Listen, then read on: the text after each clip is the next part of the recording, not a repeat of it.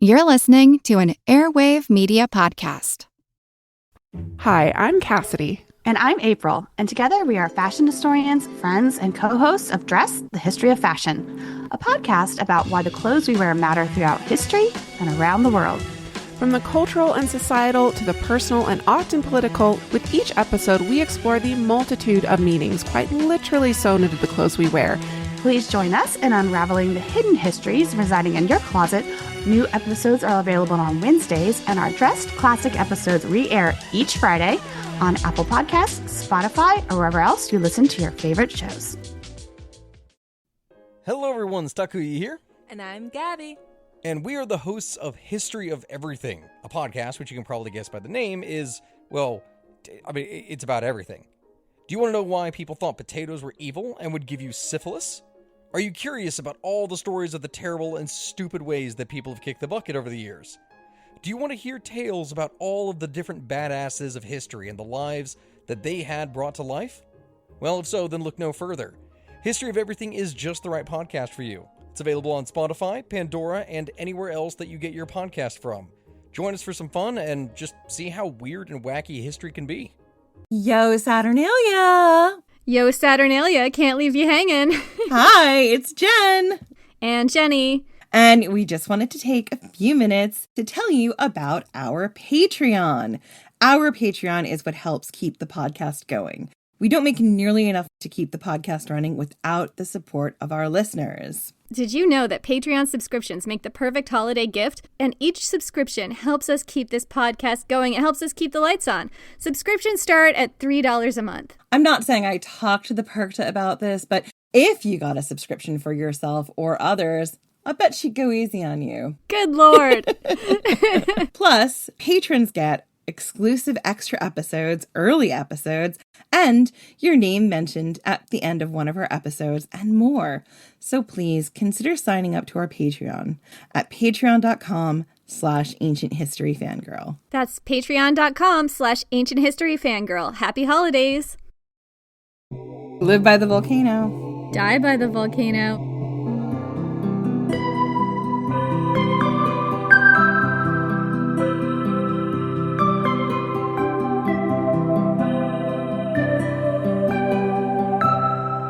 The sun has been swallowed up by the ash cloud. The sky high above is gray, turning the day into a strange twilight.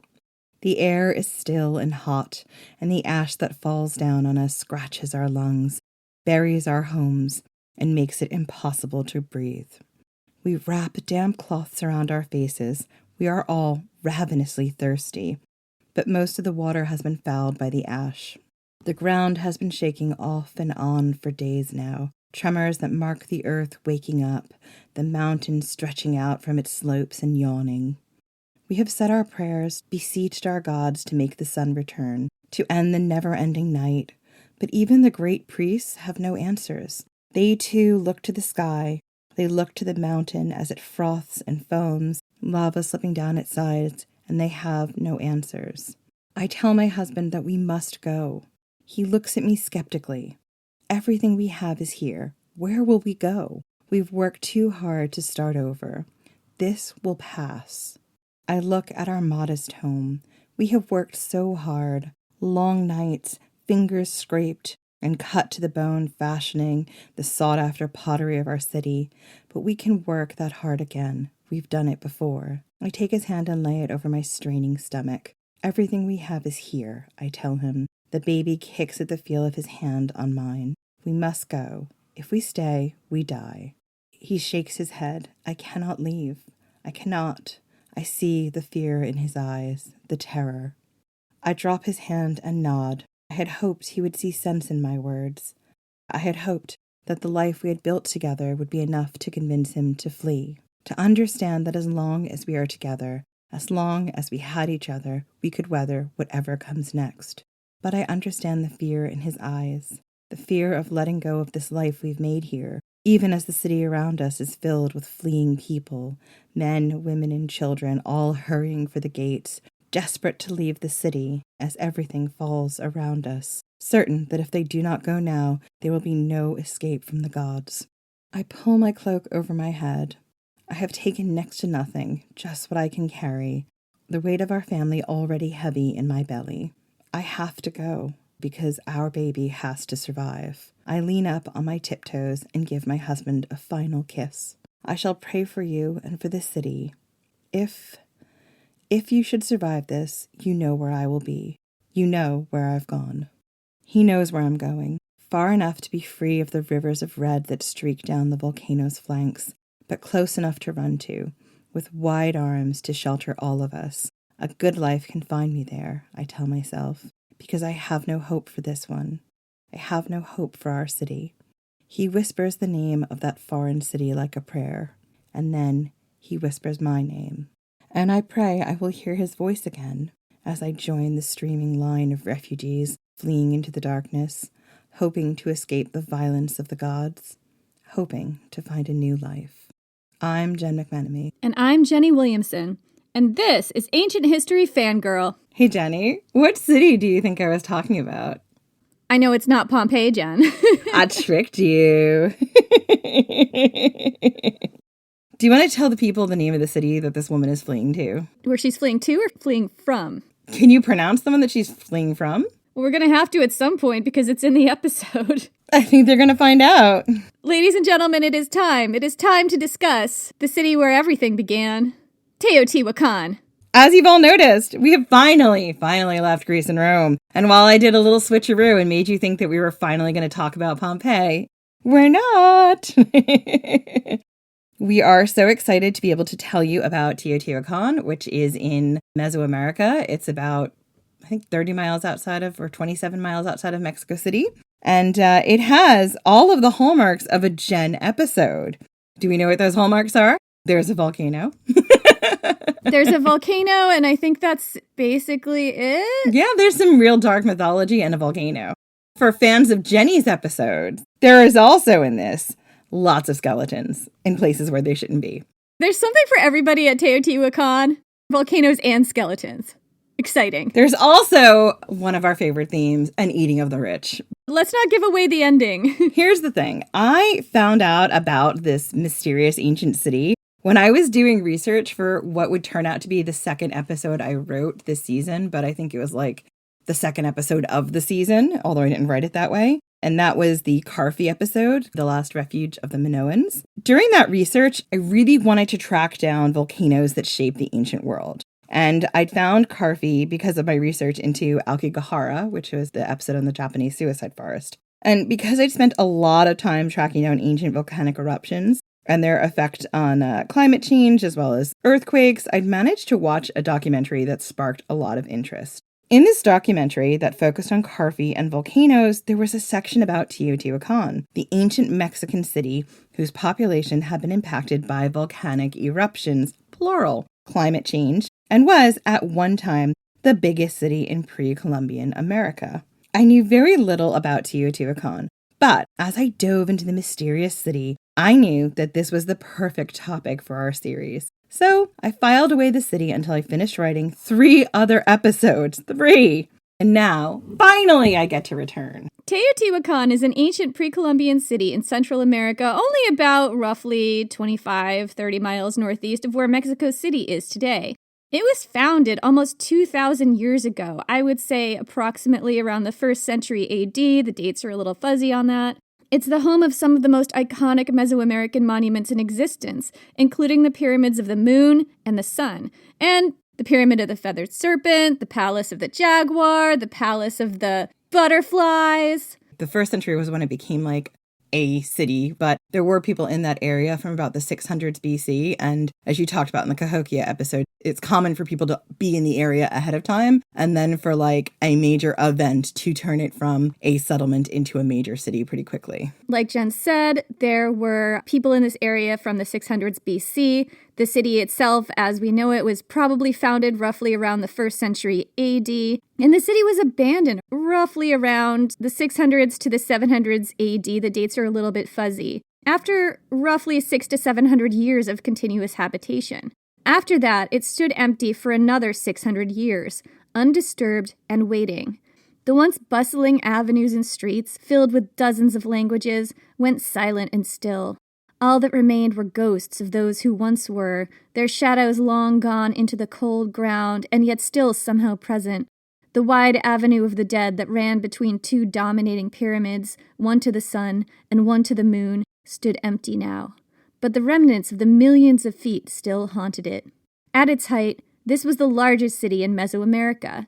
It would have been home to up to 200,000 people. It's a lot bigger than Cahokia. But for over 600 years, the city was only home to ghosts. It was left to the sun, sky, rain, and heat. The city waited patiently to be found again. When the Aztecs first cast their eyes upon the city, sometime in the 1300s, they had no name for it. So they gave it one, in Nahuatl, their language. They called the city Teotihuacan, the city where one goes to become a god, or the city of gods. But make no mistake, the city of Teotihuacan wouldn't have been called that by the people who lived there. Whatever the city was originally called was lost when the city was abandoned. In this new life, this rediscovered life, it became what the Aztecs believed it to be, a city where the gods had lived. The Aztecs at the time were not the classical Aztecs we think of today, with their incredible pyramids and monuments. They were a small group of wanderers, impoverished immigrants, coming down from the north. They were amazed by what they saw in this abandoned city, the sheer size of it. What had happened to these people? Where had they gone? Why had they left their city? What was this place? Camilla Townsend, in her book The Fifth Sun, describes what the experience of finding this city might have been like for the Aztecs. Quote, "The city rose out of the vacuum to such heights of power that even centuries after it fell, its ruins were known to Shieldflower and her people." Shieldflower was like a mythical or legendary figure in Aztec mythology and history. When her ancestors came down from the north, they paused in their passage over the ring of mountains that encircled the Central Valley at the heart of the region and looked down at the panorama before them. All who came this way did this, and to a person of ordinary experience, it was a truly awe-inspiring vista. The valley was actually a basin without drainage. The damp earth of its frequently soaked plains was perfect for farming, and the encircling sweep of mountains formed a literal barricade against the outside world. It seemed to be the very center of the earth, created as a sort of enchanted place. In the pre-dawn darkness, the scattered villages were visible, for the women were already up, lighting their fires, and the points of light shone in the obscurity like clusters of stars in the midst of the blackness. Later in the book, The Fifth Sun, Camilla Townsend continues with, quote, "Perhaps that same month, or a bit later, the wanderers went to see the great ruins that lay in the northern half of the valley. Ruins that were famous to everyone in their world and could be seen for miles. Shieldflower probably never saw them herself, for girls did not get out much in times of war, but her father or grandfather certainly would have in the days before the troubles started, when the group's menfolk spent their time as wandering bands of hired mercenaries. Those ruins were a holy place. The earliest arrivals from the north had given them a name in their own language, Teotihuacan, by which they were known ever after. It tied the place to the divine, for it meant either the place of people who become gods or the place of those who had great gods, depending on what one heard. The descendants of the newcomers later envisioned Teotihuacan as the birthplace of their world. They said it was the scene of their storied hero Nanahuatzin's courageous self-immolation. Sometimes they told the tale in great detail, saying that when the first 4 imperfect worlds, each with their own sun and living creatures, had all been destroyed, and the earth was left in darkness, the gods met together at Teotihuacan. The gods gathered and took counsel at Teotihuacan. They said to each other, "Who will carry the burden? Who will take it upon himself to see that there will be a sun and that there will be a dawn?" That's quite the lens. Right? It's quite dramatic. I love it. And this book is so dramatic and rich. Like in our upcoming Women of Myth series, you will get to hear from Camilla Townsend herself. The whole book is like this. It's dramatic and rich and brilliant. So let's break this down a bit. So sometime in the 1300s, the dates are quite fuzzy, the Aztecs, a wandering band of immigrants and mercenaries, discovered a vast empty city. This is their history as told by them. And this was a city that they named Teotihuacan. The city was perfectly situated with mountains to protect it, a basin in a valley where the fields flooded periodically, This process of flooding fields to grow crops was very important for the people of Teotihuacan. And when the Aztecs first saw the city, they also saw these raised, flooded agricultural fields that the people had built centuries ago. And they were like, who are these geniuses? As Jen said one time. Who are these people who know how to flood fields like this? What is this amazing knowledge, and where did they go? I think the thing that really broke their brains, as would break mine, is like, where did they go? It's like wandering upon a ghost town and being like, what happened here? Where are the people? And obviously my first thought would be like, this is literally a ghost town. Everything is haunted. I'm getting out of here before I get cursed. That's probably a thought that they had, you know? I mean, I bet that they had no small amount of awe and fear wandering amidst those pyramids. I can't blame them because that is my first thought of, no, gonna get cursed. Yeah, definitely. So, Teotihuacan was a big city. It was 8 square miles, or roughly 20 square kilometers at its height, and would have housed between 125,000 and 200,000 people. That is so many people. That is a big city. You can only imagine what the ruins of this city would have looked like. A wide avenue ran through the city connecting 2 great pyramids, the Pyramid of the Sun and the Pyramid of the Moon. This avenue has been called the Avenue of the Dead. This name and all the names that we're telling you come down to us from the Aztecs. They were the ones who gave names to all the features in this city long after their original names had been forgotten. What the people of Teotihuacan called their city and stuff in it is unknown. The city also had about 2,000 single-story apartments, big palaces, which were multi-level and usually big family homes or homes of priests and nobles. These palaces sometimes included things like workshops behind them. But where had all the people gone? Why would they leave such a perfect location? Maybe the people of the city had gone to become gods or to commune with the gods. That's the only good reason why they would leave such prime real estate, right? Maybe that was why the city was abandoned. Exactly. Why else would you leave this perfectly good-looking city? So, the mystery puzzled the Aztecs, and it still puzzles us today. Many things about Teotihuacan are and always will remain a mystery. The city had its own writing system, but it has yet to be translated. So when we look at the city and how it's interpreted, one lens we're looking through is an Aztec lens. We get a lot of names associated with Teotihuacan and its iconography from the Aztecs. The Aztecs looked at the incredible imagery of Teotihuacan and crafted their own religion and gods around it. So the names of deities we see at Teotihuacan often have Aztec names and are described through an Aztec lens. But the Aztecs never knew the people of Teotihuacan. The Aztecs migrated to the area 600 years after the city was abandoned. It's like if we discovered abandoned churches centuries after Christianity was abandoned, with no cultural context, and decided to craft our own new religion based only on its iconography.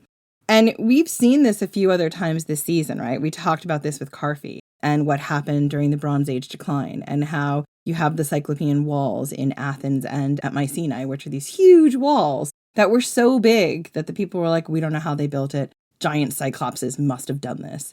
When you have these kind of catastrophic culture ending moments, and then other people come into that area, they don't know the stories of what happened. So they give them sort of their spin sometimes, or they make up new ones, which, again, we saw so much between archaic and classical Greece. Yeah, it's interesting because it's kind of like what pre-modern peoples do when they come upon ancient ruins that they can't explain. They engage in myth-making and create their own stories to explain these ruins. The Aztecs really did this here, it seems like. And also just, to point out, we are talking about the Aztecs in the past tense a lot. We talk about Aztec beliefs and practices that they had. There are still people today who exist who speak Nahuatl, who are descended from the Aztecs. They are still around and with us today. So we are certainly not saying that they still have any of those beliefs. I don't know what people believe and practice now. I'm not going to say like people still believe in a certain god. I really don't know. I haven't done the research on that. We're speaking about the Aztecs in the past tense to refer to the classical Aztec period, which lasted from the 1300s to 1500s AD.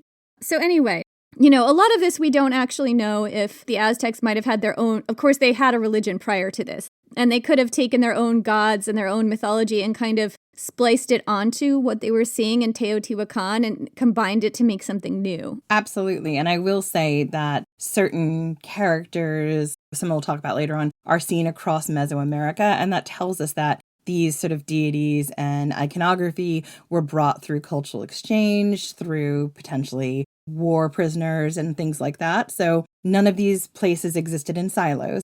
As we'll talk about, the people of Teotihuacan traded with everyone, so it would make sense that eventually, hundreds of years down the line, bits of their religion and maybe their peoples may have wound up in Aztec areas, and some of it may legitimately link back. We just don't know the answer to that. Right, exactly. So we don't know if the religion of Teotihuacan bore any resemblance to the way the Aztecs interpreted it. The Aztecs also gave names and associations to different landmarks in the city, associating them with different gods. And we don't know if these landmarks originally had those associations.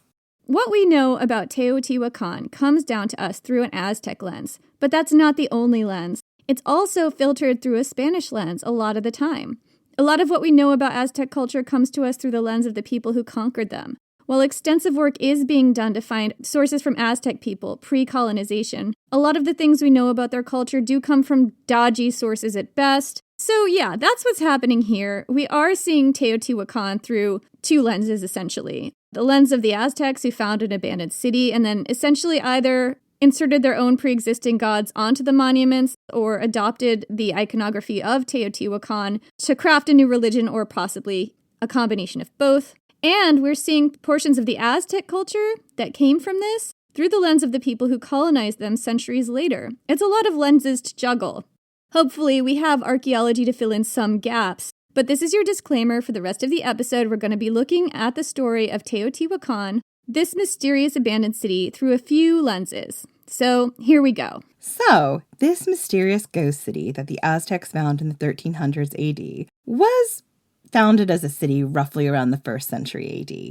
But its roots go all the way back to the 600s BC. At this point in time, the area was first inhabited by humans. Agriculture was beginning. The fertile area was starting to become a small settlement, one that had its own springs. People began to settle around these springs, as this area was otherwise pretty arid, and an urban center began to grow, sometime around the 200s BC. It remained a small settlement until around the 150s AD. It's around this time that Teotihuacan would start to take the shape that it was to become. Around the 100s AD to the 300s, maybe. The dates are real fuzzy here as we keep saying different dates, so they're fuzzy. Something happened that would forever change the fate of Teotihuacan and many people in central Mexico. I love that you actually looked into some of this stuff and you're like, yeah, these dates are real fucking fuzzy. I'm like, right?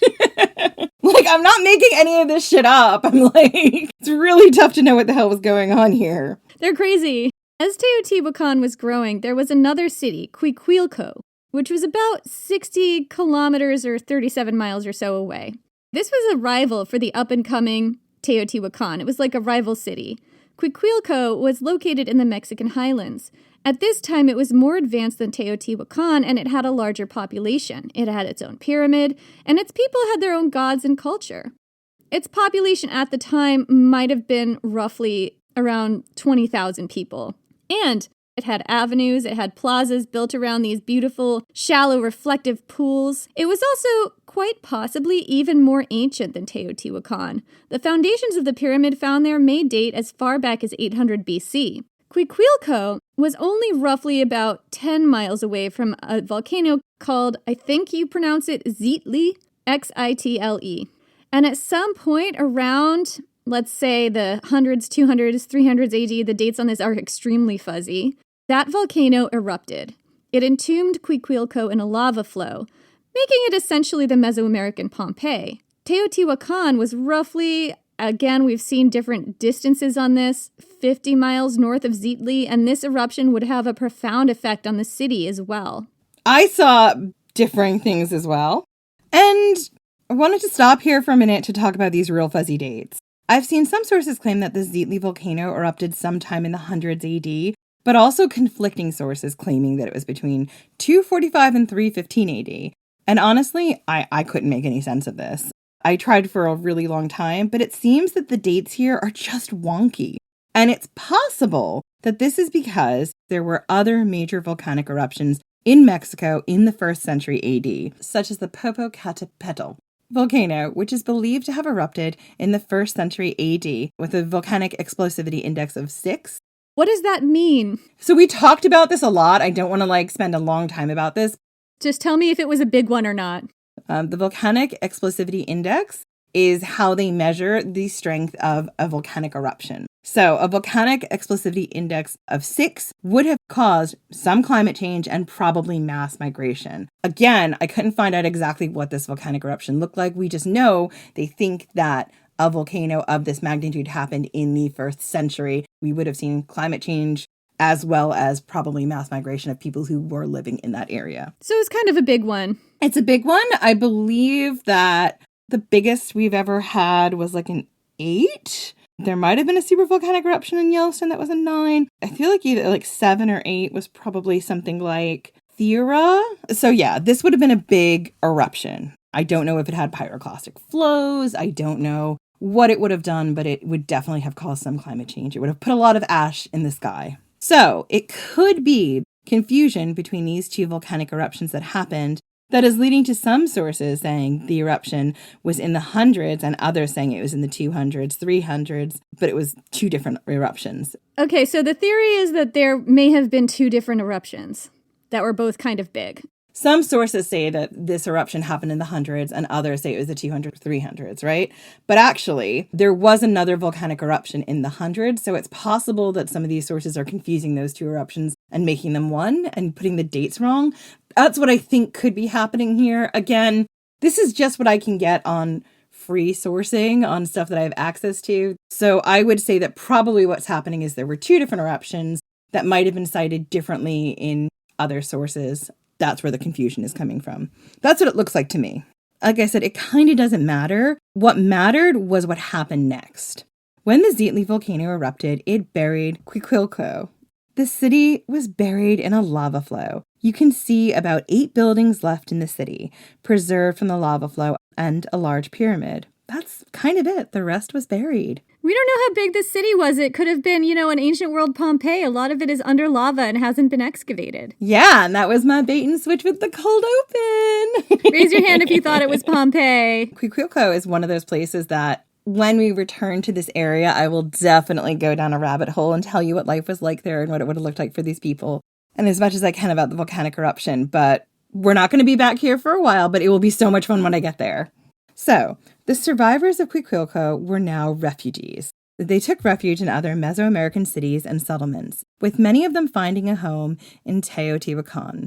And no doubt they weren't the only ones, as other smaller settlements were also affected by the volcanic eruption. So, Teotihuacan's population increased almost overnight by tens of thousands. So it's during this time period between these 2 volcanic eruptions that Teotihuacan went from being a small settlement to a huge metropolis, one that probably would not have grown at the rate it did without these 2 volcanic events. If there were 2, which I'm pretty sure there were. It's now that the City of Wonders began to first take shape.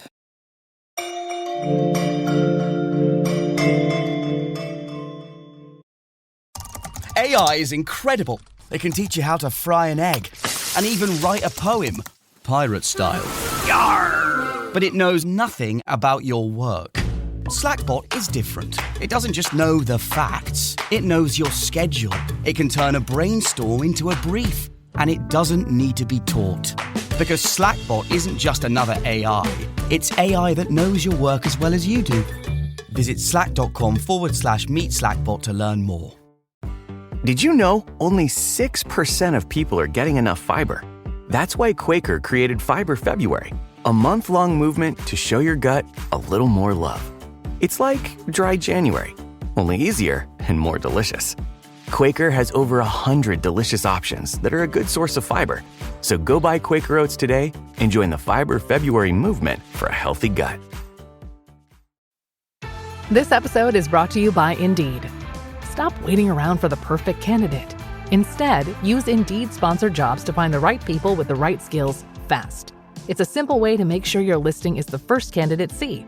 According to Indeed data, sponsored jobs have 4 times more applicants than non-sponsored jobs. So go build your dream team today with Indeed.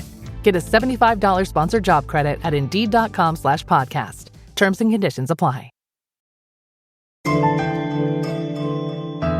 So what was it like in Teotihuacan? Did they have indoor toilets? I did not find evidence of that, which was a huge bummer. Over the next few centuries, more and more people streamed into Teotihuacan from throughout the Gulf Coast. Some were refugees of war and natural disaster. Others may have been drawn to the city for its culture and nearness to the seat of power, because like Cahokia much later, Teotihuacan became the place to be. We're going to find out what it was like to be a part of the diaspora that helped Teotihuacan grow into the sprawling ancient metropolis that it became. One that was filled with dozens of different peoples speaking different languages, with different parts of the city divided by ethnic groups. So there was like a Mayan quarter and like a Zapotec quarter and stuff, right? Yeah, exactly. There were certain areas of the city that you can see evidence of that being the case. And the thing about Teotihuacan is that it was very much a gridded planned city. And you can see sort of different ethnicities in different areas. And we don't exactly know if they were clustered there as a result of natural migration, if they were there because of being war captives or anything. But we know that there were distinct ethnic areas, just like you see sometimes in modern big cities. Yeah. So we're going to talk about what everyday life might have looked like in Teotihuacan, what it was like to live there, what the houses were like. But first, we're going to discuss the major, big, prominent buildings that rose up in Teotihuacan as it grew, because these buildings would define the shape of the city and the lives of the people within it. The city in the wake of this volcanic eruption was planned on a grid, like Jen said. As we enter the city along the long Avenue of the Dead, which runs north... I have a question about the Avenue of the Dead, actually.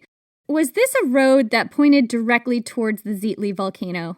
It does point directly to an extinct volcano. I don't know if that volcano is Zitli or not. Because I thought I remembered you telling me that one time, and I don't remember. So this is from history.com. The Avenue of the Dead is a 1.5 mile long road that's oriented slightly east of true north and points directly at the nearby sacred peak of Cerro Gordo, an extinct volcano. Wow, that's cool. Yeah, and if you've ever been to Pompeii, that is the one thing that is so eerie. I can only go based on where I've been, but when you've been to Pompeii, Mount Vesuvius looms over the ruins of Pompeii. You cannot get away from it. And it's the same here. There is a now extinct volcano that looms over the city. There was an extinct volcano really nearby that kind of loomed over this city, which was already affected by a volcanic explosion.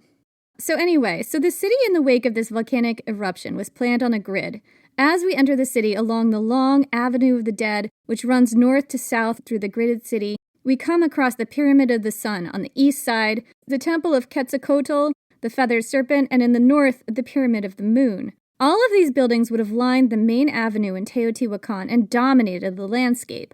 They would have been impossible to miss. All of these buildings rose up in the gridded city over the course of roughly 300 years. Let's talk about the Pyramid of the Sun, Jenny. Around 100 AD, the Pyramid of the Sun was built. This is the Aztec naming convention again. What the people of Teotihuacan called it is a mystery, including whether it was actually associated with the sun. We think it was. The Pyramid of the Sun is massive. It dominates the city. It is one of the largest structures of its type in the Western Hemisphere. It's the largest pyramid in Teotihuacan, right? And the oldest. Yes, this is the biggest and the oldest. Yeah, it was the first and the oldest. And I believe it was built on the base of another old pyramid. It's like a nesting doll of pyramids, I believe, if I got this one right. It is located on the east side of the Avenue of the Dead. The Avenue of the Dead is a large 1.5 mile road that runs between the Pyramid of the Sun and the Pyramid of the Moon. It was thought that originally the buildings along this avenue, and there are quite a few buildings, were tombs, but the latest belief is that they were palaces of the upper classes. And because of people thinking they were tombs, I think that's where the Avenue of the Dead came from. The Pyramid of the Sun is 216 feet tall and measures 720 by 760 at its base. It was made from 1 million cubic yards of material, including tezontle, which is a rough red volcanic rock. This was actually used to fill in the pyramid in places, which I just found so fascinating, because this type of rock was something they had in abundance, and they used it to fill in their major pyramids, the sun, the moon, and the feathered serpent. And they had a lot of volcanic rock because of these volcanoes, but this particular one, it wasn't malleable and something they valued like obsidian. So this was one that they kind of used as their pyramid fill, like specifically. Yeah. And can you imagine, this is the rock we've got here. We need to fill the pyramid so that it's sturdy and we can make these corridors underneath, which we're going to talk about. So we'll use this rock. Yeah. So worldhistory.org tells us this about the Pyramid of the Sun. Quote, the 5-level Pyramid of the Sun was actually built over a much earlier sacred tunnel cave and natural spring. The structure, constructed around 100 AD, has 6 platforms and measures 215 meters along the sides and towers 60 meters high, which made it one of the biggest structures ever built in the ancient Americas. The present exterior, which would have once had a facing of smooth lime plaster, covers a slightly smaller, earlier pyramid built over a massive mud, brick, and rubble interior. So this is a pyramid within a pyramid.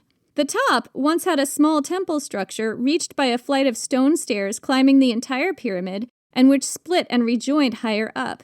Inside the pyramid is a 100-meter-long tunnel, which leads from beneath the outside staircase to a 4-winged chamber, unfortunately looted in antiquity, but probably once a burial chamber or shrine.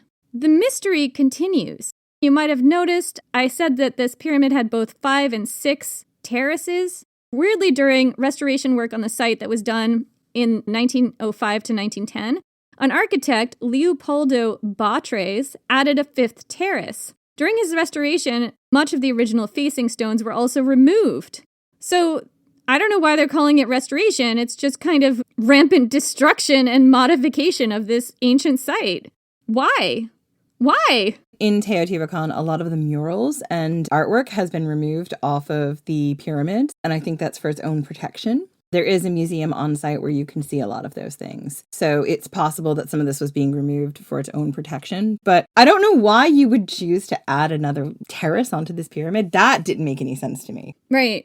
So Britannica.com tells us, quote, archaeologists believe that there was once a temple atop the pyramid. In the early 1970s, exploration below the pyramid revealed a system of caves and tunnel chambers, and other tunnels were later found throughout the city. Further discoveries were made in the ensuing decades. In 2011, archaeologists working under the pyramid center reported finding a cache containing shards of clay pots, pieces of obsidian, animal bones, 3 greenstone human figurines, and a greenstone mask. In addition, walls of what appeared to be 3 earlier buildings were uncovered. It was announced in 2013 that workers had discovered a covered pit beneath the platform that forms the pyramid's summit. Within the pit were 2 pillars and what was described as a figurine of the god Teotihuacan, a deity found in the pantheons of several Mesoamerican civilizations. So I find it really humbling to think of the temple atop this massive pyramid. What was this temple atop the pyramid used for? What happened at this temple? What was likely stolen from the walls and depths of the pyramid? We'll never know. But what we do know is that the things the ancient people left behind tell us a lot about what was valued. So the statue of Teotihuacan, and again, this is an Aztec name, was the god of fire. It makes a lot of sense that his statue would be found in a pyramid of the sun, right? Sun, fire. Maybe. I mean, it's also an Aztec assumption that this was a sun pyramid and a god of fire at all, so who knows? Yeah. But why was this statue left behind when the pyramids were looted? We'll never know the answer to that. Like, why didn't they take their god with them? Also, isn't it interesting that the Pyramid of the Sun is a pyramid within a pyramid? Mm-hmm. It's a nesting pyramid. It is. The Pyramid of the Sun is a pyramid within a pyramid. Now, we're going to move on to 2 other landmarks in Teotihuacan, the Pyramid of the Moon and the Temple of the Feathered Serpent. The Temple of the Feathered Serpent is actually a pyramid, but it's usually called a temple. Because the sources are perversely confusing sometimes. The next biggest building in Teotihuacan was the Pyramid of the Moon, and again, that's the Aztec name, or the Aztec sort of description we've had. The Pyramid of the Moon is at the northern end of the Avenue of the Dead. It is 140 feet high and 426 by 511 feet around. Its main staircase faces the Avenue of the Dead. It's flanked on either sides by smaller buildings. And worldhistory.org tells us, quote, the Pyramid of the Moon is very similar to, albeit slightly smaller than, its neighbor, the Pyramid of the Sun. The present exterior covers 6 progressively smaller pyramids, constructed circa 150 AD. So this one is even more of a nesting doll. It's like 6 pyramids within pyramids. Exactly, right? Incredible. Teotihuacan is just so full of secrets and nesting doll pyramids, and it's just everything I've ever wanted. Okay, continuing the quote. There is no inner chamber as in the Sun Pyramid, but the foundations did contain many dedicatory offerings, such as obsidian and greenstone felines and eagles and a single person. Offerings were also buried at each subsequent construction stage, and 3 males were buried just beneath the summit. The accompanying precious jade objects suggest that they were important Maya nobles. There are also the remains of sacrificed animals, including pumas, rattlesnakes, and birds of prey. So, just to break this down a bit, the Moon Pyramid is 6 pyramids within a pyramid, and each time they built a new pyramid, they sacrificed people up in there, right? Well, it only told us there are about 4 human sacrifices up in there, so I'm not sure that each time they built a layer, they sacrificed someone. We know for sure there are 4 people in there. That includes the 3 Mayan nobles. It's a little unclear if there's anybody else in there, and that might be because they haven't excavated and dug through that and had a look at all the layers. I'm not sure. The sources tell us there are 4 people there. So anyway, unlike the Sun Pyramid, there are no inner chambers, but there were animal and human sacrifices as we've discussed. These would have been made as the pyramid was being constructed. It's possible that the sacrificed men that we were talking about were Mayan nobles, these human sacrifices, based on the objects buried with them. The Mayans were another Mesoamerican culture, with their territory they were not close by. Their territory was roughly 300 to 500 miles southeast of Teotihuacan. It encompassed what's today Guatemala, Belize, and western parts of El Salvador and Honduras. They were an ancient culture by this time, with their oldest occupations dating to around 2600 BC. But the classical Maya period, the time we associate with their own monumental pyramids, urban centers, very elaborate artwork, got started around 250 AD. That seems to be around the time that they had contact with Teotihuacan. So the fact that these 3 men were buried with jade artifacts suggests that they may have been Mayan, as the Maya put great religious significance on jade and used it in their artwork, jewelry, and even body modification. Some Mayan lords had jade-encrusted teeth. It also suggests that they were nobility because jade was expensive, but the fact that they were used as human sacrifices suggests that they may have been war captives. This may have been how the Maya initially came into contact with the people of Teotihuacan, although that certainly wasn't the end of it, and we don't know that for sure. And also there was a lot of trade going in and out of Teotihuacan, which we'll talk about a little later. So it's possible they got here by trade, but not likely that's why they wound up in the pyramid.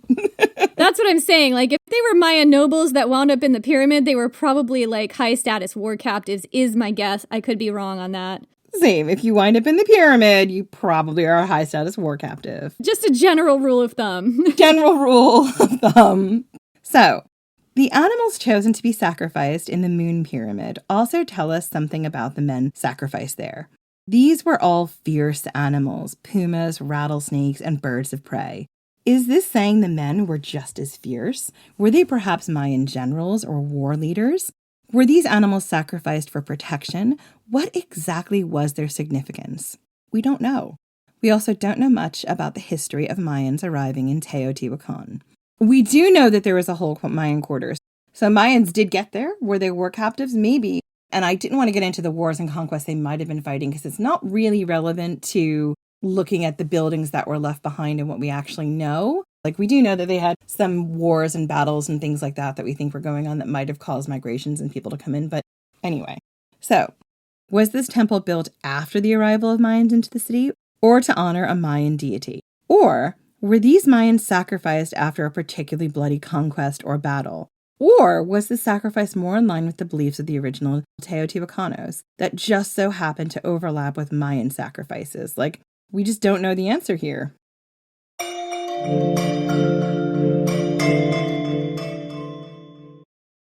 This episode is brought to you by Redfin. You're listening to a podcast, which means you're probably multitasking. Maybe even scrolling home listings on Redfin, saving homes without expecting to get them. But Redfin isn't just built for endless browsing.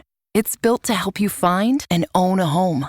With agents who close twice as many deals, when you find the one, you've got a real shot at getting it. Get started at redfin.com. Own the dream.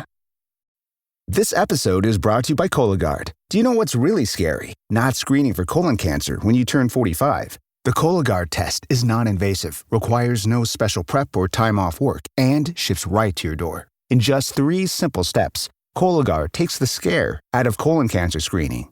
If you're 45 or older and at average risk, Ask your healthcare provider about the Cologuard test. Cologuard is available by prescription only. Learn more or request a prescription today at Cologuard.com/screen.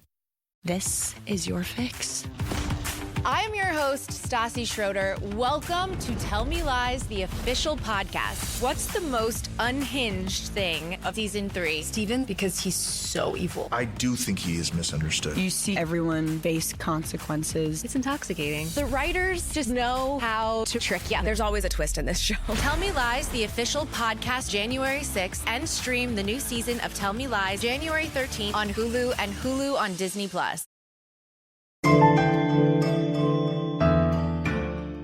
After the Pyramid of the Moon, there is the Pyramid of the Feathered Serpent at the south end of the Avenue of the Dead. Again, that's the Aztec name. And this pyramid is incredibly interesting. Let's talk about all the bodies in the Pyramid of the Feathered Serpent. This pyramid is like, you won't survive this ride, kids. The motto of the Pyramid of the Feathered Serpent. You won't survive that ride, I'm telling you. It's a one-way tunnel. People can come in, but no one comes out. So first, let's talk about the feathered serpent. The feathered serpent is extremely prominent in the iconography of cultures throughout Mesoamerica. The Aztecs had a feathered serpent deity called Quetzalcoatl. The Mayans called theirs different things, including Kukulkan and Tohil, depending on the region. I just want to say this because I didn't describe this in the episode, so I'm just going to tell you guys. What completely bowled me over about this feathered serpent is this feathered serpent is a rattlesnake. Its tail is a rattlesnake's tail. Yeah, that was fascinating when you told me that because I never knew it. And this aligns with the rattlesnakes in the Moon Pyramid, right? Like they clearly had, some sacred significance for rattlesnakes particularly. Yeah, and I think the thing about rattlesnakes that was probably important is rattlesnakes warn you when they're going to strike. You can hear rattlesnakes. Unlike other snakes in this area in general, like a rattlesnake gives you a warning it's there. A rattlesnake is kind of not afraid of you. It's like, you should be afraid of me. We pour one out for the poor sacrificed animals and people in the Moon Pyramid. If you feel bad for them, wait till you see what happened in the feathered serpent. I know the feathered serpent's going to be rough. So, the first feathered serpent imagery appears among the Olmec people, perhaps the earliest large-scale Mesoamerican civilization. They date from roughly around 1400 BC, but this temple at Teotihuacan may be the first temple dedicated entirely to the feathered serpent in Mexican history. Again, it's a pyramid that is also a temple. People call it a temple, but it is a pyramid. It dates from around 150 to 200 AD. So roughly, we think the Pyramid of the Sun was built first, around 100 AD. Then came the Pyramid of the Moon, and then the feathered serpent temple, all within roughly 50 to maybe 100 years of each other. Of the three major pyramids at Teotihuacan, this one is the wildest. Stuff went down at this temple/pyramid. And Jenny, we're now going to get to the stuff that you've literally been waiting for since I texted you I was covering this topic. The human sacrifices and bodies where they shouldn't be. That's what I love, Jen. Bodies, lots of bodies are going to be coming our way. Prepare yourself. Get excited, everybody. The Temple of the Feathered Serpent is decorated with 260 feathered serpent heads, which are meant to represent Quetzalcoatl. And again, this is the Aztec name, the serpent god who is linked to fertility and the afterlife. 260 serpent heads. I have to repeat that because it's fascinating and that's so many snake faces. So many snake faces. So it's believed that the people of Teotihuacan use these 260 serpents as sort of a calendar. Each serpent has an open mouth with a space to place a small counter in. It's believed that priests could place a counter in each mouth and move it around based on the day of the year, which is so brilliantly interesting. Right, it's fascinating.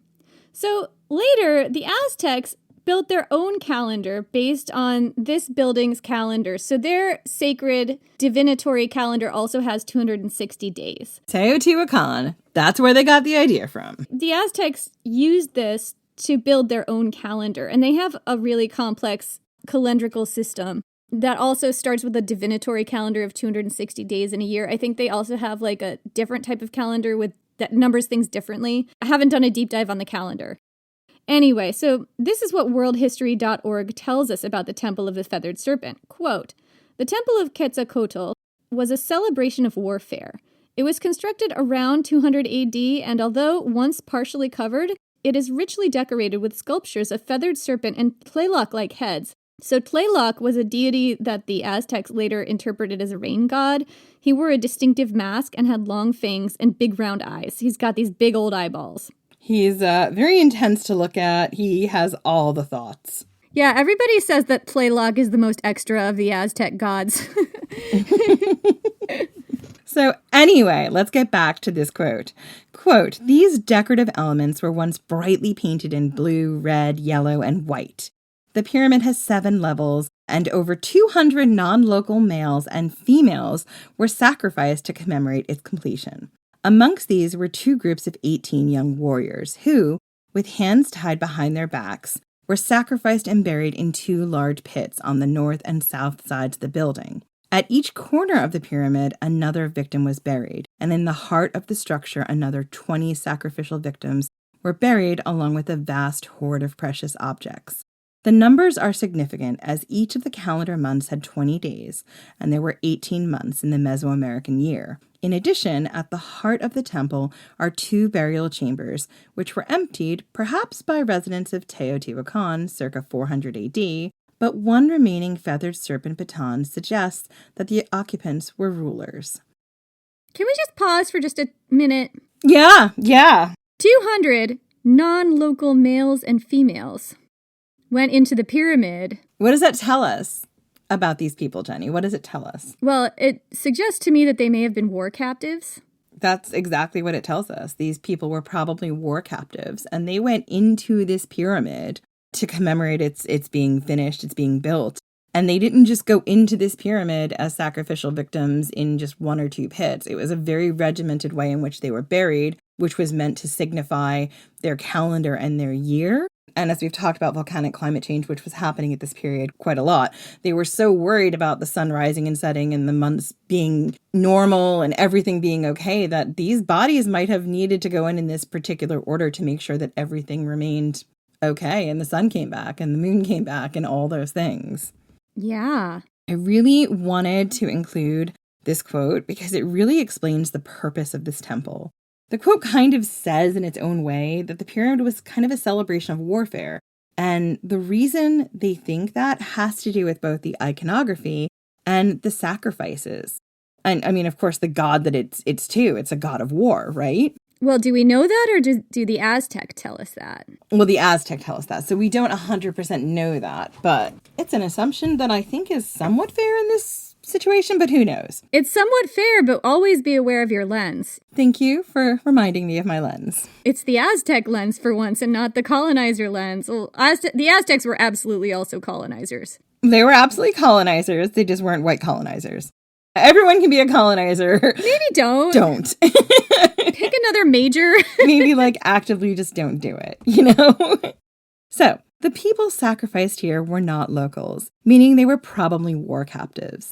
This may also have been true of the Pyramid of the Moon, but the Pyramid of the Feathered Serpent really steps it up in terms of the number of people sacrificed. Yeah, because if you look at that time between 100 and 200 AD, that's when at least one of the volcanoes erupted, right? Yeah, and again, knowing what I know about climate change at this point in time, maybe they really were scared the sun wasn't coming back. There could have been this belief that if they didn't do all these human sacrifices, they had to do this to make the sun return, basically.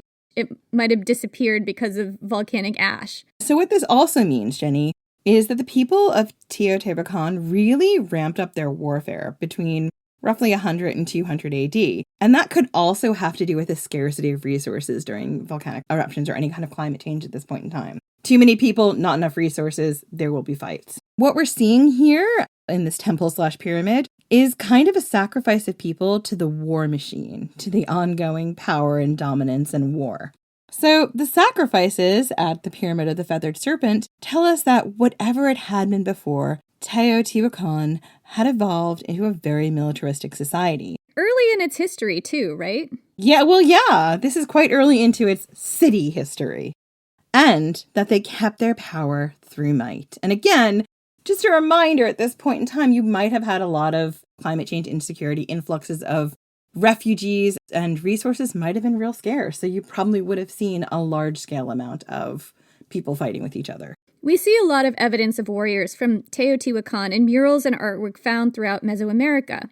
This is a quote from worldhistory.org. They're very distinctive, apparently. Quote, Teotihuacan's fearsome warriors, as depicted on murals, carry atlatl dart throwers and rectangular shields, and they wear impressive costumes of feather headdresses, shell goggles, and mirrors on their backs. They wore goggles? They did. Shell goggles. Isn't that incredible? Wow. So anyway, this would be something that was repeated later in Aztec culture and conquest. All that stuff we know about the Aztecs taking war captives for their own human sacrifice machine, the engine that ensured the sun would rise again the next day, they got that from Teotihuacan. There's also some interesting stuff that's been found beneath the Temple of the Feathered Serpent. I mean, Mound 72 level interesting, let me tell you what.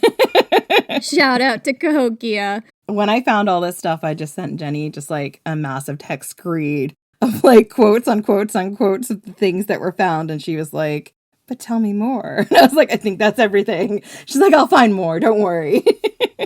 And then we did. Then we found something like super new last night. And I was like, whoa, we're getting to it. No spoilers, but you'll see when we get there. So, in 2003, two archaeologists, Sergio Gomez Chavez and Julie Gazzola, discovered a shaft dug at the foot of the pyramid. The shaft was almost perfectly circular and plunged over 60 feet straight down into the earth. When they rappelled down to the bottom, they found a tunnel blocked at both ends by immense slabs of stone.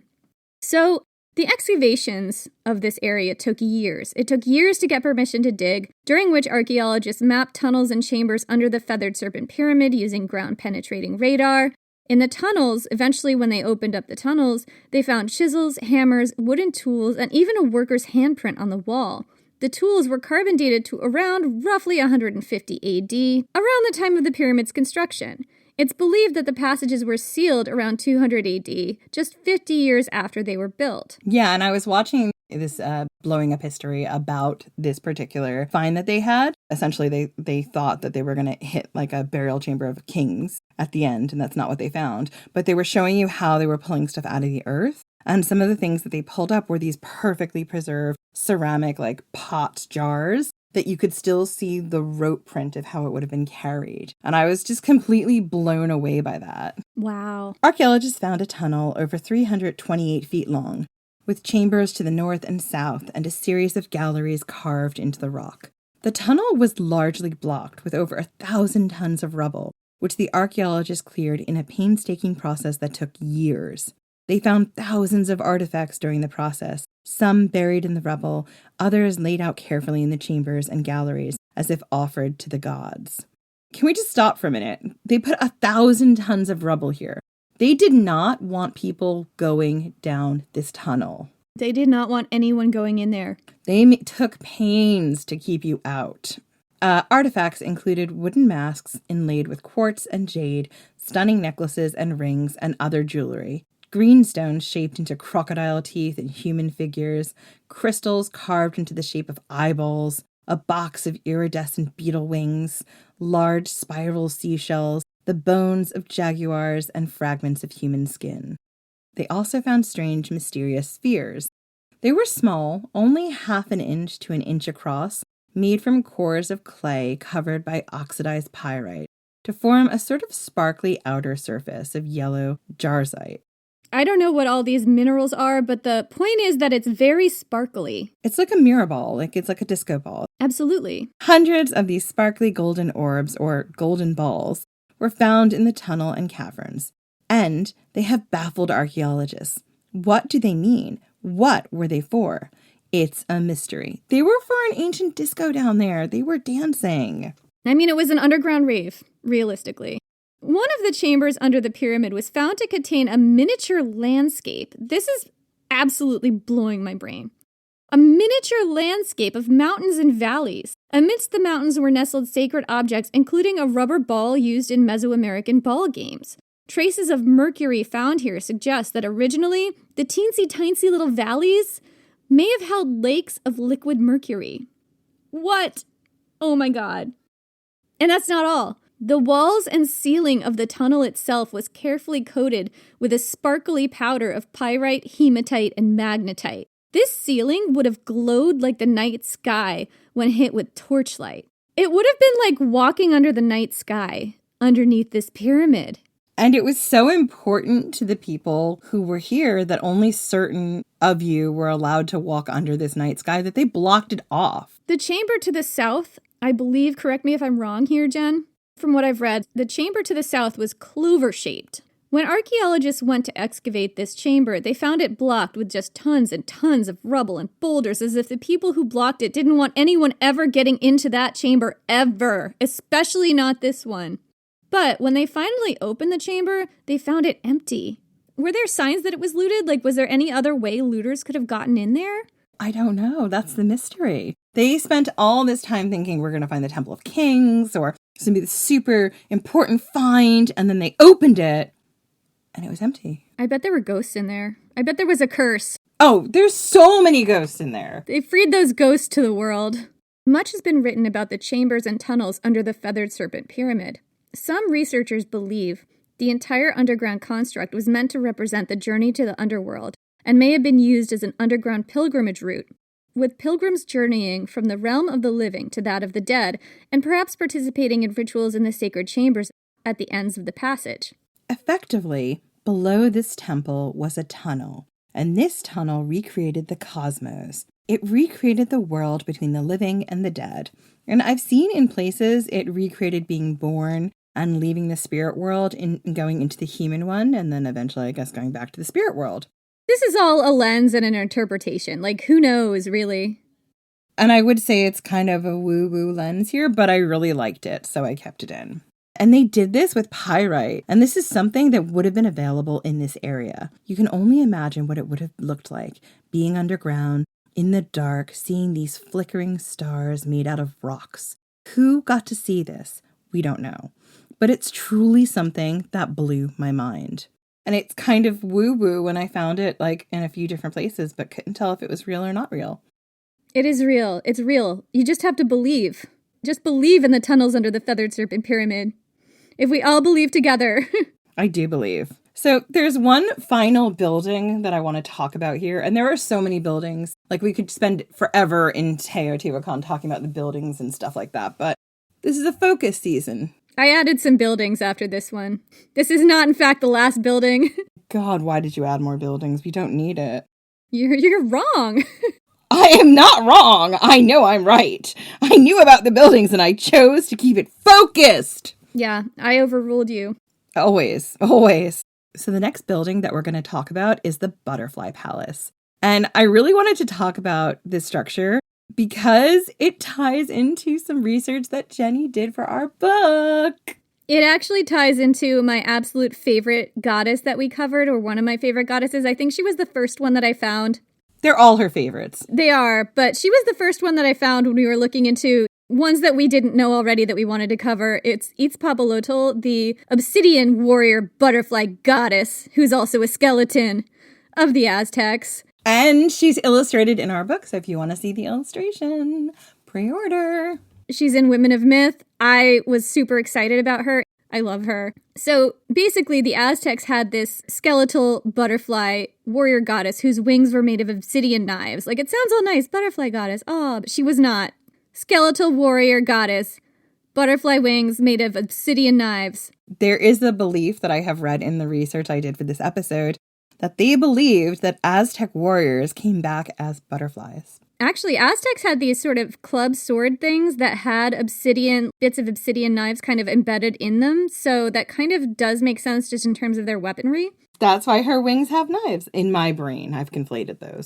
Obsidian knives were also the sacred knives used to perform human sacrifices, so they played a really important ritual role. And of course, as we all know, Teotihuacan, that was their major export, was obsidian, which we're getting to. Yeah, well, of course, obsidian was their thing because there was so much of it from the volcanoes.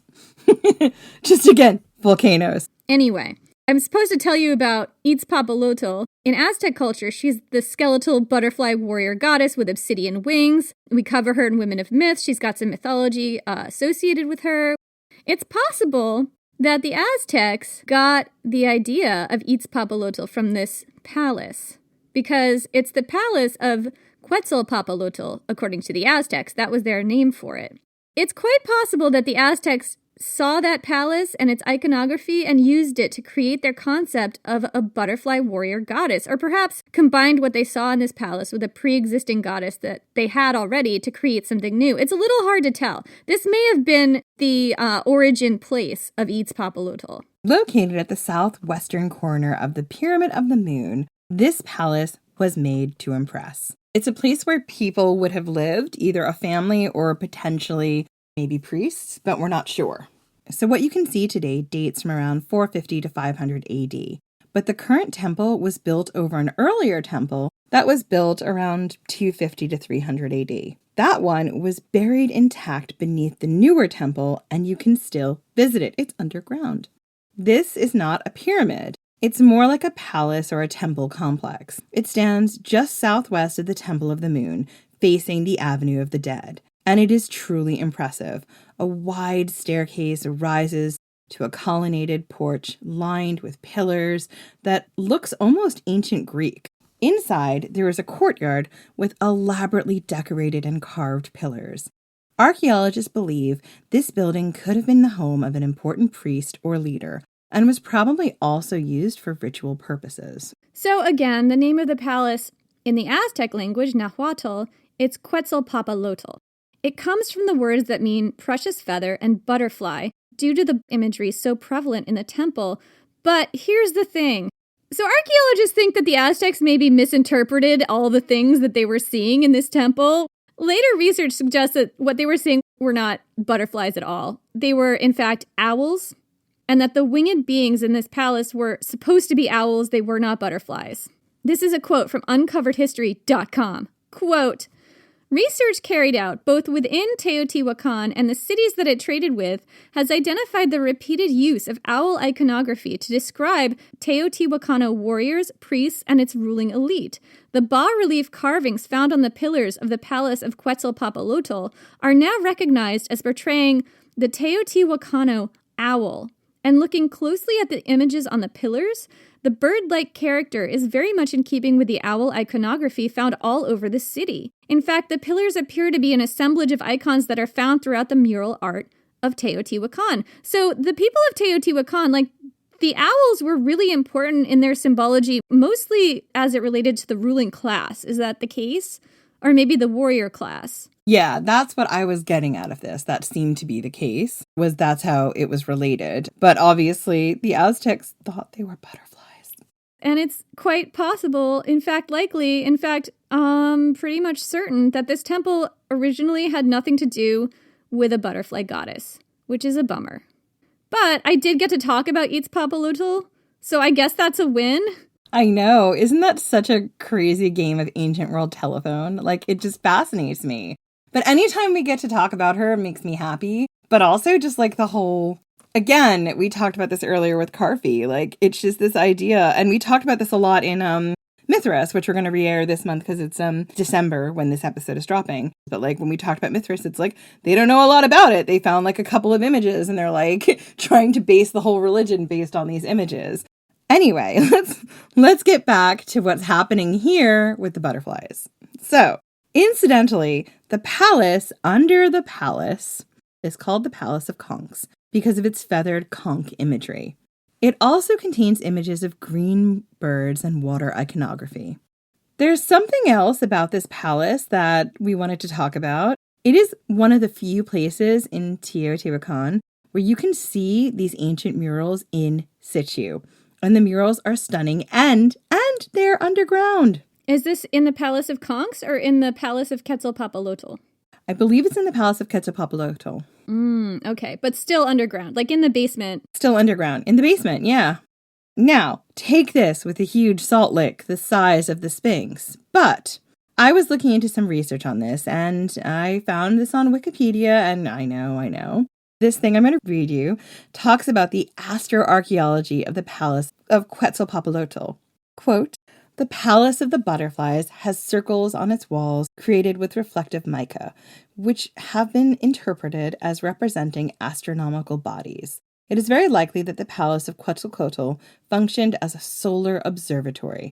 On the spring equinox between 7:15 and 7:45 a.m., When the sun rises, a shadow travels upwards along figures etched and painted red onto a battlement-like structure on the west wall. Some of the figures depicted are owls, a bird associated with darkness, as well as rays of light. Allegedly, this fretwork can also be seen at Chichen Itza. How true is this? I don't know. But I do love me some astroarchaeology, so I just wanted to share it. I added another thing about murals, and it's brief, Jen, but I just had to do it. So this is about the Palace of the Jaguars. This is a different palace to the west of the Plaza of the Moon. There are murals in this palace as well. The murals here include jaguars holding bleeding conch shells in their mouths. Some believe that these are representative of bleeding hearts. Perhaps, ? Ripped out of the bodies of sacrificial victims? ? So now we've talked about some of the most important monumental structures of Teotihuacan, and they were truly incredible. But this city also had a very active, just everyday life, with bustling markets, workshops, and residential neighborhoods. The most recent theories state that this was an ethnically diverse city that had people living there from all over the Mexican basin. People including the Maya, the Cuicuilcas, the Zapotecs, and others. The neighborhoods were divided into ethnic areas. How do we know that the neighborhoods were divided into ethnic areas? So what I think they found in different areas was like evidence of sort of Mayan writing in some places and some iconography and things that they associated with these cultures. So at its height, the city was home to roughly 150 to 200,000 people. Many were farmers who worked the flooded plains of the Valley of Mexico. But there were also priests, warriors, and lots of merchants. Did they have money? Didn't say anything about the money. May have been like a barter economy. Might have been more of a barter. Yeah. Yeah. Mm-hmm. The main export of Teotihuacan was obsidian. The people of Teotihuacan controlled the obsidian deposit at Pachuca. Obsidian was important to the Mesoamericans. This volcanic rock was used for spearheads, knives, and dart heads. And as we mentioned, also in religious rituals. And Teotihuacan controlled the production and supply of this material. This gave them a lot of power. The main crops flowing in and out of Teotihuacan were cotton, salt, and cacao, which was used to make chocolate. The form of irrigation that the Teotihuacanos used, called chinampa, involved a system of raised flooded fields where they grew corn, squash, beans, chili peppers, avocados, amaranth, and prickly pear cactuses. It was this form of agriculture that the Aztecs would later use to their advantage all those years in the far future. The Teotihuacanos also raised turkeys and dogs for food, and they hunted deer, rabbits, frogs, fish, and peccaries, a kind of small wild pig. Their diets were extremely varied. So the people of Teotihuacan had their own form of writing based on glyphs, but this is yet to be deciphered. They also produced textiles, pottery, and ceramics. Teotihuacan pottery and ceramics have been found in elite graves throughout Mesoamerica, suggesting that the city had a lot of cultural cachet. The people who lived in Teotihuacan were diverse, as we've said. Doubtless you could hear dozens of Mesoamerican languages walking down the streets of Teotihuacan in different quarters of the city. Those at the lower end of the socioeconomic spectrum lived in large, single-story apartment buildings. And this is another thing I added in because this is absolutely fascinating. These apartment buildings are very unique. Archaeologists have found over 2,000 compounds, and each one is uniquely laid out, although they all share some common features. These were all single-story compounds, and there's usually a single entrance, just one entrance everyone goes through, which leads to a large central courtyard with maybe a temple or an altar or some kind of a religious shrine. And from there, passages lead to different apartments, which were usually comprised of rooms with porches surrounding small private courtyards. And these courtyards actually might have been pools or fountains because they were set lower than the other rooms and had drainage systems under the floors. White lime plaster was used, kind of like a concrete, to coat the floors and walls, and there were colorful paintings of people, gods, animals, just, like murals in these apartment buildings. And this is really unique. Apartment buildings are rare in ancient societies. The ancient Romans had insulae. Remember that, Jen? We were talking about that. I think that's the only time I see apartment buildings in an ancient society talked about. I mean, in Mohenjo-Daro, they had like, houses that were kind of weirdly interconnected. Like, I guess you can say Skara Brae was an ancient apartment building. Skara Brae was kind of like a midden apartment building. But in a lot of cases in other cultures, the living standard wasn't good. Like the accommodations were cramped and uncomfortable and usually built for impoverished immigrants, and they were not great places to live. The ones at Teotihuacan were quite roomy and spacious by comparison, which has been confusing to archaeologists because they'll dig up one of these compounds and it'll be like, well, is this a palace? Is this not a palace? Is this like an apartment building that people who are not wealthy lived? But then why is it so nice? But then if this is like a palace, then where are the regular buildings for regular people? Like, this is kind of the least fancy one. So, and they're all like this. So I don't know, like it's a little confusing what people are looking at here. She is correct. But I would say this season in particular, we have already seen this, right? We've seen this with the Skara Brae and the apartments. The walk-through apartments of Skara Brae were, for the time period, rather cozy and roomy. 6.2 people to a bed, and you had to go through your neighbor's house to get to your house. I wouldn't say roomy. The archaeologists tell us that for that time period, they were a decent size and would have been cozy. I mean, realistically, if the volcano goes off, I guess we're moving to Teotihuacan. The apartments are just better. Yeah. So, no other Mesoamerican city, including Aztec cities, had apartment buildings like this for commoners. When Aztecs built dwellings like this, they were palaces for the elite. Archaeologists believe that these apartment buildings were all built around the same time, sometime around 200 AD, during a large-scale period of construction. It appears they were built over older houses and agricultural fields. So one thing that the Aztecs did not get from Teotihuacan was their swank-ass apartment buildings. Exactly, and this could have been one of those quarters of immigrant people that was built at this particular point in time where they were like, okay, we're giving all of us a nice place to live. Again, this is where we see one of those volcanic eruptions going off. So that this could have well been in response to an influx of immigrants like in other places, except they decided they were going to do it right. We're just going to build some giant compounds for the Mayans and some giant compounds for these other people and all these other people who are coming in. Pay attention to the building and the sort of materials they use, because later on there will be issues.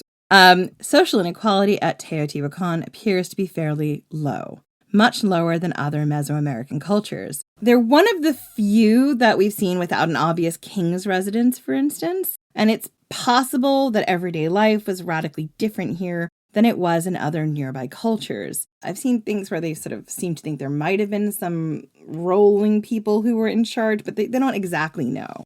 Perhaps it was the high quality of life that drew people from all over to live in this city. At least around this time in the beginning, right? Like, they were like, listen, for the price of like a teensy little shed in this other town, I could have like a multi-bedroom apartment with a porch and a courtyard. Like, sign me up. I am moving to Teotihuacan. Anyway, this quote is from wideurbanworld.com, a website maintained by Michael E. Smith, an archaeologist who specializes in Mesoamerican sites. He says, quote, "It seems clear that most people at Teotihuacan had large, spacious dwellings to live in. They had access to a wide range of household goods for cooking, ritual, crafts, and other activities. There doesn't seem to have been a strong autocratic king ruling things, yet someone has enough clout to carry out a major urban renewal project. We can't find much evidence for a definite elite class, and people lived in a type of housing that was unique in the pre-modern world. What was going on at Teotihuacan? These facts remain disconnected and tantalizing, and we desperately need more research to figure things out. But I think we can conclude that people there were living the good life as part of the wide urban world." And like what I'm seeing in the sources here is confusing, because I've seen other sources, and I'm sure, Jen, you have too, that say that there were a lot of palaces and, elite residences, and those were mainly along the Avenue of the Dead. Like, that seems to be the elite area.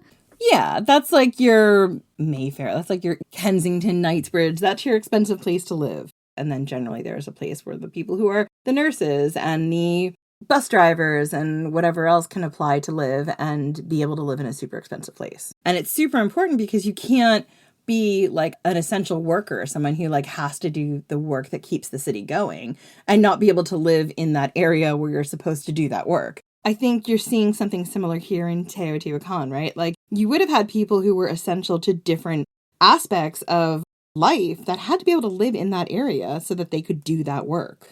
And maybe we're seeing a more fair socialist way of life. Maybe, but I'm not seeing Mohenjo-Daro and the social equity of the Indus Valley here. I'm definitely seeing some wealth inequality with these palaces and everything. Sure. I mean, look, this is not, I'm saying socialist. I'm not saying, communist, utopia.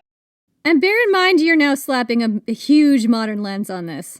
Totally. And I've made a modern comparison. But I think the big difference here between what was happening at Teotihuacan, when you compare it to places like the Indus Valley Civilization and even, smaller places like Skara Brae, what we see in those places is they were not militaristic societies. What you have with Teotihuacan, which seems to be different, is at different points in time, there was a scarcity of resource. And this is a culture that was warlike. So there were definitely some kind of stratification going on, although not as bad as the rest of Mesoamerica. So I think comparing it to a place like the Indus Valley, like civilization is unfair because you have one civilization here, Teotihuacan, that were warlike. And that's not something we see in the Indus Valley. They also had organized religion pretty clearly that was very well established. I mean, we don't see signs of that in the Indus Valley. I mean, that was another method of social control. What method of social control was used in the Indus Valley is one of the giant question marks. We don't know that. We do know that a little bit more here at Teotihuacan. Yeah, so I think we're always going to say Indus Valley, they were great. They were not warlike, had indoor toilets, they had it all figured out. None of us will ever live up to them. But I want to ask them about volcanic winters. I saw no signs that there were volcanic activity in this area, but there absolutely was climate change. I mean, it did seem to occur towards the end when things were falling apart. It happened to them and they didn't live through it, basically, as a society. I mean, people went and lived other places. I'm not saying they completely vanished, but... Whereas almost the entirety of Teotihuacan's expansion and growth was occurring during these volcanic eruptions, right? They kind of benefit and became the big ruling city they were as a result. And in order to do that, you had to have some kind of order. You know what they say, Jen? Live by the sword, die by the sword. Live by the volcano. Die by the volcano. We're going to get to that. So anyway, yeah, there were some palaces at Teotihuacan, mainly multifamily buildings with workshops attached to them. The Palace of the Butterflies may have been one of these. Also possibly the Palace of the Jaguars. Unclear. These were grand homes filled with murals and carvings and artwork. They weren't necessarily the homes of kings and queens, and like we said, there hasn't been evidence of kings and queens, a royal family, discovered at Teotihuacan. We don't know what their ruling class looked like. So, we mentioned religious life here. It's believed that the most important god or deity at Teotihuacan was in fact a spider goddess. This is fascinating. The spider goddess. So this is unusual for Mesoamerican cultures. You don't see a lot of spider deity imagery, but the spider goddess dominates Teotihuacan. You can see her in murals and sculptures. She wears a fanged mask that sort of looks like a spider's mouth, and it's fascinating that a spider goddess seems to be the leading deity here. This is just fascinating. I mean, spiders do a lot of good for people. They keep away insects. I'm a fan. I love spiders. But I'm so curious as to why this was the main goddess. I mean, we just don't know. We don't know. Spiders do so much good. They're also, particularly in this area, they are quite venomous. Mm-hmm. There were other important gods throughout the city. We talked about the owl iconography that was mainly associated with the ruling class. There was a water goddess. There was a 3-meter-high statue of this water goddess in Teotihuacan. The god of water and war, Tlaloc, that's actually an Aztec god, but they got the concept of Tlaloc from Teotihuacan. He was super extra. No, an Aztec goddess being extra? Never. Not in my life. Skeletal butterfly warrior goddess, never. The crazy eyes guy. Tlaloc was an important deity given the need for rain in this climate and also the warlike culture of both the Aztecs and the people of Teotihuacan. You can see other gods as well, like the feathered serpent, Quetzalcoatl, and the old fire god who was also a god of renewal, who we talked about earlier. All these interpretations are Aztec. We don't actually know what these gods represented to the people of Teotihuacan. It's believed that the positions of the temples and pyramids might have lined up with the sun on the June solstice and had something to do with the Pleiades. We talk about them in Women of Myth. They're a collection of stars that you could see at different times of the year. I think it's just another astrological sort of how they lined up and what that might have meant. I didn't go too deep into the rabbit hole because there wasn't really a lot to uncover. They just think it might have had an astro-archaeological fit. Right. So the way that the temples and pyramids in the city were lined up with various astral landmarks, stars and things, might have been essential for telling the seasons apart and telling when it was the right time for various rituals and when it was the right time to plant and things like that. Fertility and climate concerns were very much at play here. Given the volcanic eruptions in the hundreds AD and 245 to 315 AD, it was a real possibility that the people of Teotihuacan were afraid of their gods and what they might do if they weren't appeased. Volcanic winter, destruction of entire cities and crops was something that would have happened within many of these people's lifetimes. So when you look at the human and animal sacrifice that was practiced here, it's important to remember the particularly unstable times that these people were living through. The conquistador, Hernan Cortez, dickhead, who visited the Aztec capital of Tenochtitlan in 1521, described the Aztecs performing a grisly ritual of human sacrifice. According to him, at the top of the Aztec pyramids, priests would cut open the chests of victims using sharp obsidian blades and remove their still living hearts as a sacrifice to the gods. Then they'd throw the bodies down the pyramid steps. Many initially dismissed the conquistadors' descriptions of this and other human sacrifice rituals as essentially propaganda, a means of demonizing a culture to justify genocide. But archaeological evidence found since does support the fact that these sacrifices happened.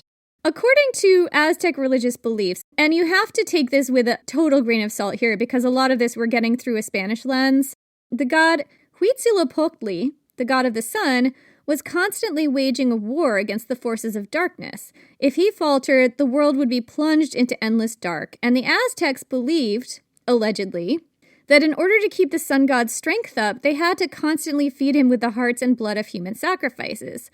They had to do it to keep the sun rising every day. That is allegedly what the belief was that was driving all this human sacrifice. And we have not done a deep dive into the culture of the ancient Aztecs yet. We haven't parsed out what we can and can't trust according to the sources. So this is probably a vast oversimplification, and you have to take some and or all of this with a giant sphinx-sized grain of salt. But according to these beliefs, that's why they had a war machine. That's why they felt they had to keep up ever-escalating wars with their neighbors to bring back captives to keep their gods strong and fed, because they used war captives as their human sacrifices, just like the people of Teotihuacan did. I mean, it was also about colonization and domination, though, let's be real. So you can see so much of this in the ancient iconography of Teotihuacan. The human sacrifice of war captives, the war machine that kept it going, the bloody conch shells on the walls, possibly representative of human hearts. Did this come from Teotihuacan too? This idea that they had to keep the sun rising through human sacrifice? Did legends of the sun disappearing for days or months behind clouds of volcanic ash incise themselves on the imagination of the Aztec people?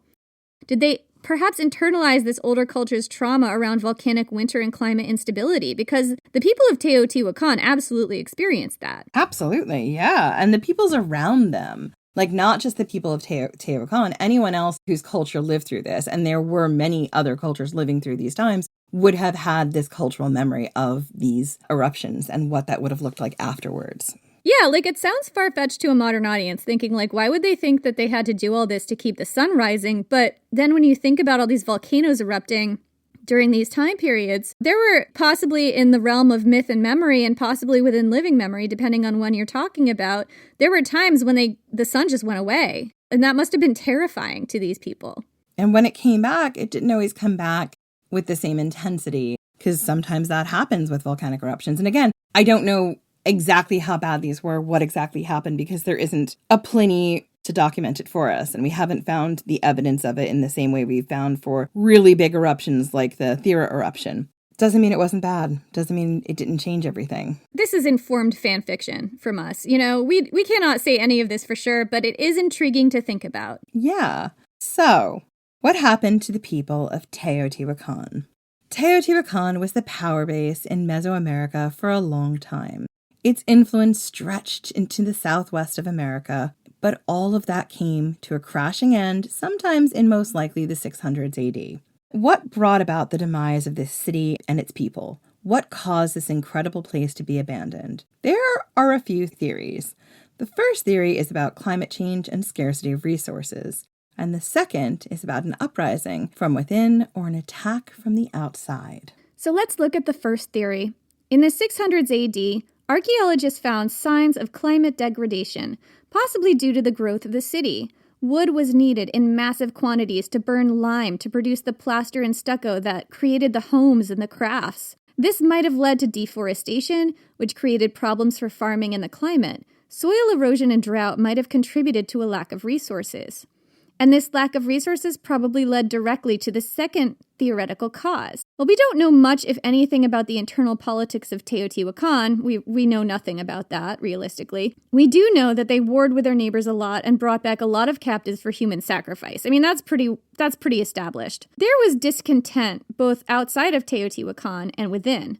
Another city, Xochicalco, was founded around 650 AD, about 85 miles to the south, by a group of Mayan traders, and that may have been an important rival and competitor for trade dominance in the area. Some believe that conflict between the two cities might have led to the downfall of Teotihuacan.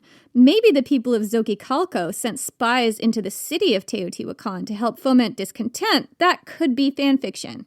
Probably is. Probably is. It is a theory I saw. But what is more probable to me, and this is just me, is that the change in climate and the lack of resources led to people being fed up with the ruling elites of Teotihuacan. Are we getting to the eat the rich part? We are. This is my first episode where, I got to talk about the eating of the rich because I didn't have any this season that was about eat the rich. And I just texted Jenny one night and I was like, eat the rich in all caps. And she was like, oh, okay. I guess I see where this is going. Yep. Eat the rich, Jen. To be fair, this will be the only episode I do this season about eating the rich because my next episode is our seasonal one and it's not about the rich. Well, we'll see. I mean, you haven't done a deep dive yet. Maybe we'll eat the rich for the holidays. Start a new holiday tradition, you guys. Jenny and I are not those podcasters who are making a lot of money from podcasting. We are not rich. Please don't try to eat us. Don't eat us. Good Lord. We are not rich. So, like the beginning of Teotihuacan, its end may have been caused by a volcanic eruption. Sometime in the 500s AD, a volcano in El Salvador called Ilopango erupted. This may have caused widespread climate change and drought in the region. It's probably not a coincidence that around this time, more skeletons of children and adolescents started to show up in the burials of Teotihuacan, suggesting a period of famine and hard times. It's quite possible that climate change led to widespread drought and famine, death and suffering, and discontent with the ruling elites, maybe even a loss of faith in their gods. There's evidence of widespread looting, destruction, and fire around the 600s AD. Originally, archaeologists thought that outside invaders were the culprits. However, more recent studies have found that it really was only the elite palaces and structures that were destroyed, the buildings along the Avenue of the Dead. This suggests an uprising from within, fomented by discontented people of the lower classes. Perhaps the living situation had dissolved from 200 AD. For whatever reason, they decided it was time to eat the rich. Look, that swank apartment just wasn't going to cover for all the other problems in that city. It's like, yeah, I have a guest room, but also my child died of starvation. I have a guest room, but there is no food to eat. Right. 6 of one, half a dozen of the other.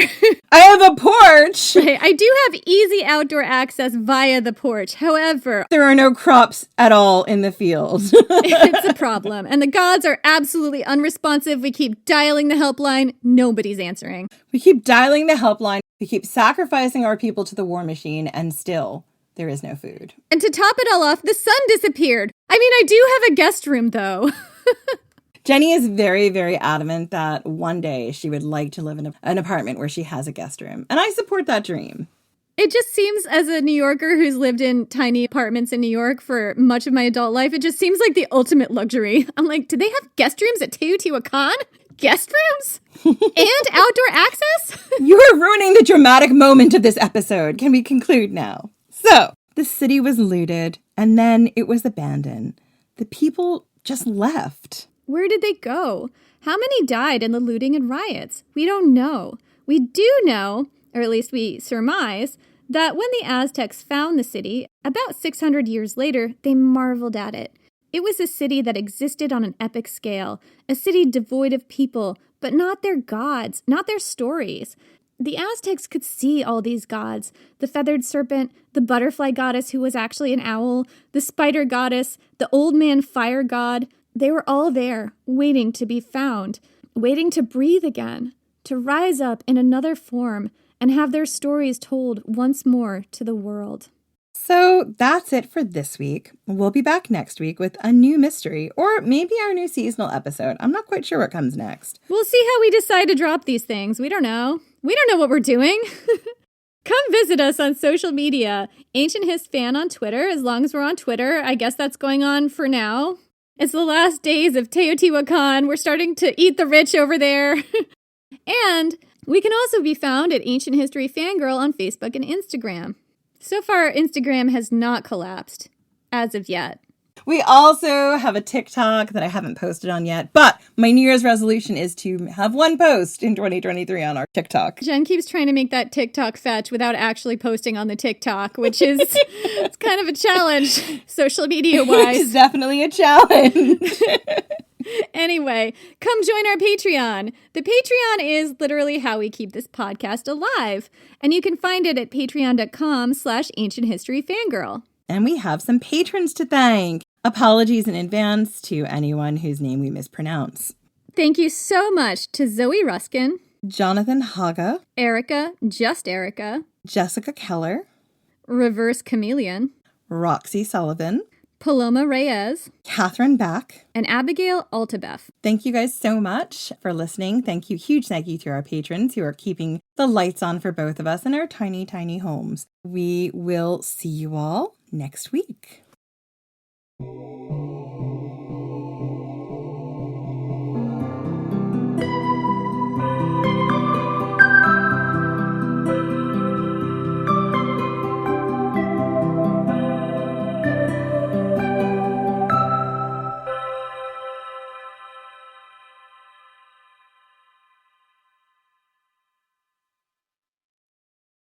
No one hates history, they just haven't found the right teacher yet. Or in this case, a nerdy best friend who loves to tell you all about world history, women's history, and weird history. Hi, I'm TK, the creator of For the Love of History podcast, a place for people who want to learn more but don't know where to start, and history lovers who want to break from the mainstream. From rat trials to warrior women, we cover topics from every country and era. Whether you're a history expert or just starting out, there's a place for you here in the Time Machine. So join me every Friday on your favorite podcast platform and YouTube for a brand new topic. See you there. Bye.